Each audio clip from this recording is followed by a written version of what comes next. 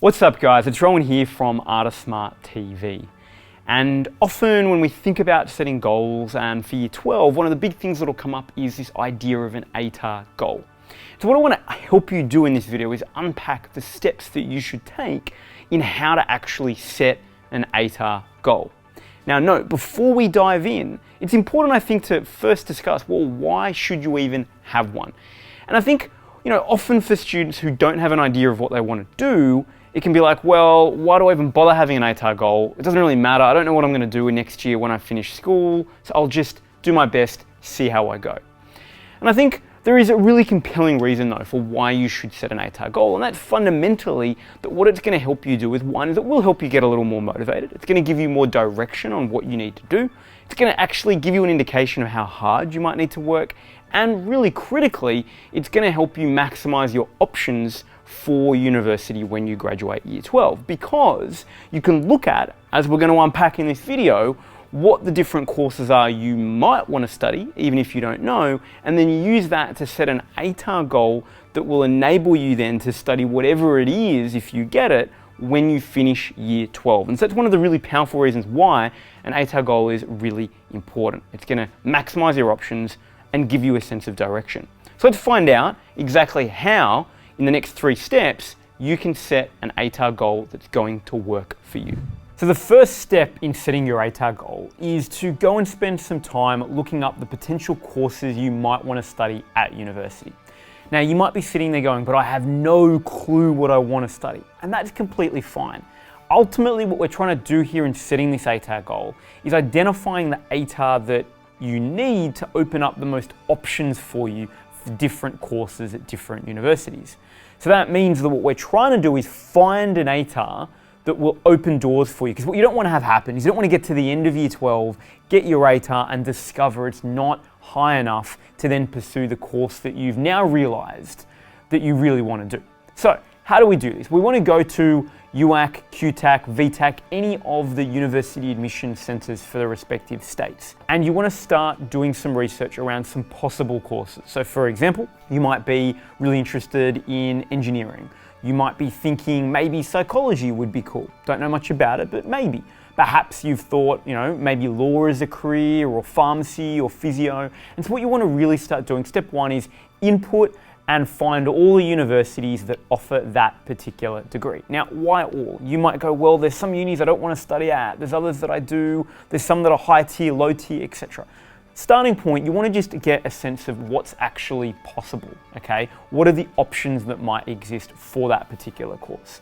Now, once you've done that, what you need to look for in each of those respective sort of course page information on university admission centers pages is if there is a guaranteed ATAR that is listed. Now, that guaranteed ATAR is an entry ATAR that if you get that minimum ATAR, you will get an offer for that particular course. And so I want you to write that down, because that's going to give you like the guarantee for you to get into that course.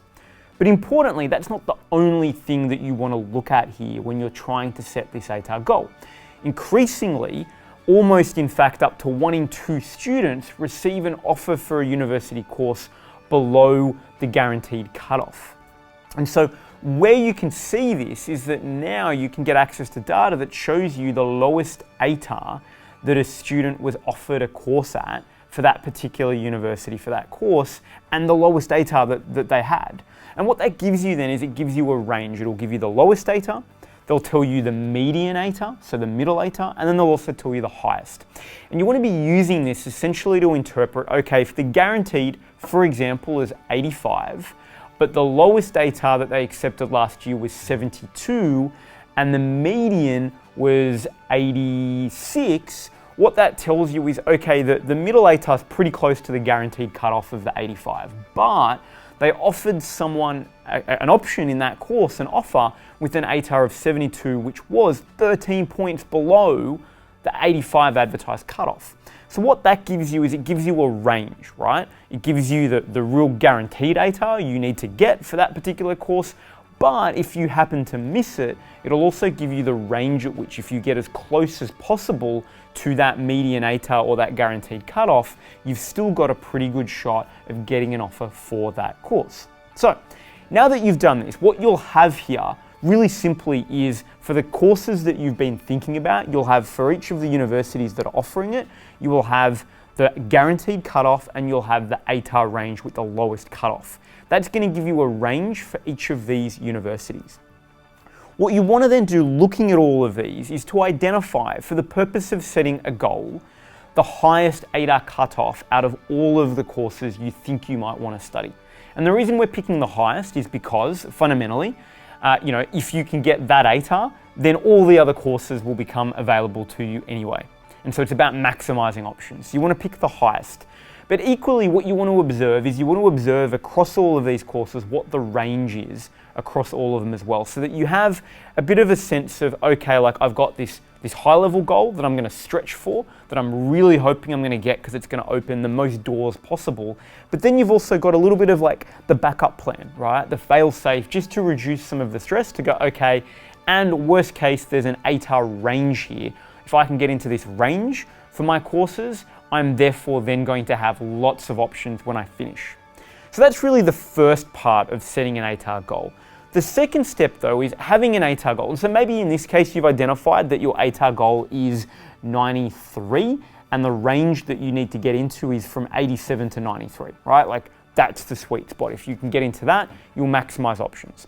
So if we use that as an example, that's fantastic. But then what does that ATAR goal mean for you in terms of the marks you might need to get in your subjects, which is actually the key contributors to helping you achieve that overall ATAR goal? And so that's where then we need to get into the next step. So the final step is that we need to work out what the marks are that you need to actually achieve that goal ATAR and that ATAR range that you've set. Because otherwise the ATAR truly is just a number at the end of the year, right? Which is not really going to motivate you day to day, week to week, assessment to assessment. But what will is knowing, okay, if my goal was, that 93, but the range 87, well, these are the marks I need to achieve, and therefore, what do I need to do for this upcoming assessment? And how will that influence my study, the amount of work I do, my exam preparation, and, therefore, ultimately, sort of the effort that I put in place. So how do we do this? Well, one, you want to go to an ATAR calculator. And this isn't because you're going to plug in your current marks and it's going to spit out some horribly scary ATAR and it's going to freak you out. We want to use it to actually reverse engineer the marks that you might need to get to achieve that 87 to 93 range. So you're going to get the ATAR calculator, and there's a whole range available on the internet to jump in, do a search, get into an ATAR calculator, put in that ATAR at first, the guaranteed cutoff, the 93, the higher end that you're wanting to achieve, and then put in all of your subjects and start toggling and playing with the marks. Maybe for the subjects you're more confident with, bump those marks up a little bit more. For the ones that you're a little bit worried about, they're not your strengths, you might put those a little bit lower. And what you want to do is you want to get a sense then of, okay, through playing with these, what are the scaled marks that you'll need to get to achieve the particular ATAR guaranteed and ATAR range that you're trying to achieve. Now, the purpose here, therefore, is ultimately, once you get these marks, yes, they're scaled marks. They're going to be different to the raw marks you might get or the internal marks you get in your assessments, but they're actually there to give you a guide. They're there to give you a bit of a goalpost to aim towards. So that way, in each assessment, you might discover that for business studies, you need 86%. For geography, you need an 82. For English, you need a 91. And so what that does then, it gives you focus in each of those assessments so that you know what you need to do to achieve that. Now, once you've got this, you'll have a couple of things, right? Just to sort of recap, you're going to have, for all of the courses you're thinking about studying, you're going to have the ATAR, the guaranteed cutoff, and the range in the uni, and you're going to have a list of those. You're then going to have the overall range that you want to aim for and the highest cutoff that you want to hit so that it opens up all your courses, and then you're going to have the marks that you need to get across your subjects to give yourself the best chance of getting that particular ATAR. Really importantly, now what we want you to do is once you've done all of that, take that and write it down and put it up on your wall where you can see it. Because out of sight, out of mind. If you do it once and it hides somewhere in your laptop, somewhere in a folder, you're never going to see it and it's not going to inspire or change your behavior day to day. But if you can see it and it's in front of you all the time, it's going to be there to remind you of what you're trying to achieve and therefore the work that you need to get in and get done. So there you have it, guys. There are the steps in how to actually set your ATAR goal in a way that's going to be effective, motivating, and really critically maximize your opportunities for life after year 12. We'd love to hear what your ATAR goals are. Let us know in the comments below what your ATAR goals are, what the courses are you're looking at, maybe what the range is. We'd love to see that, but also partly for you as a way for you to stay accountable to what you're trying to achieve. Additionally, if you have any questions about this process, let us know in the comments below and our team will do their best to answer it. Otherwise, all the best as you unpack year 12.